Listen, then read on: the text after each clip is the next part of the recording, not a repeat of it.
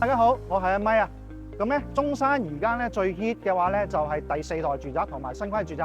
咁而家東區咧有一個新規住宅，竟然冇人推喎。咁究竟係項目嘅圍珠啊，定係有咩問題咧？跟住阿咪嘅鏡頭，即刻去睇睇。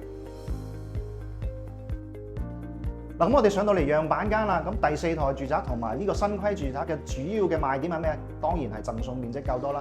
咁睇翻呢個位置就係呢個入戶嘅大廳，呢個面積而家全部贈送嘅，可以擺鞋櫃啊，同埋呢啲雜物係完全冇問題嘅。咁我哋入到嚟呢個單位嘅位置，咁我哋右手邊咧就係一個飯廳，攝影師可以數一數下。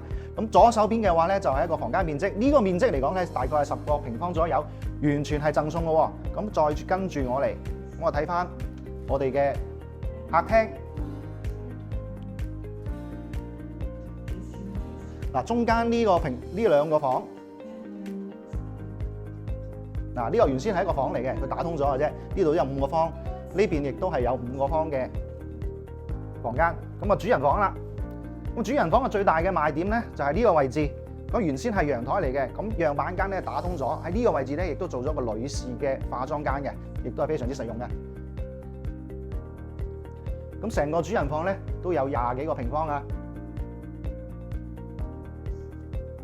OK， 我哋出翻嚟客廳，咁我哋睇翻個陽台。嗱，呢個咧雖然唔係第四代住宅，但係呢個陽台咧已經係媲美第四代住宅噶啦。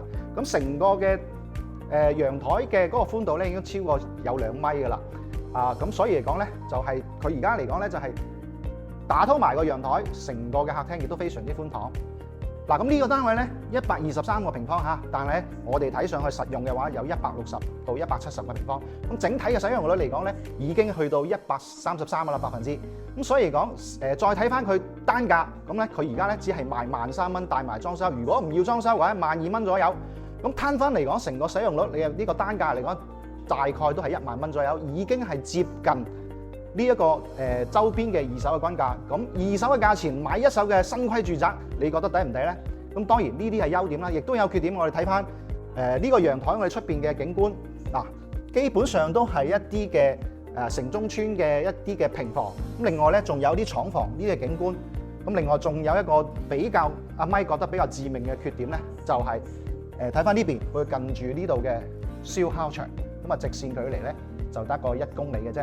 咁但係睇翻個價錢1萬蚊左右嚇，買新規嘅住宅，東區，而且係學區房。咁你覺得抵唔抵咧？喺留言區話俾阿咪聽。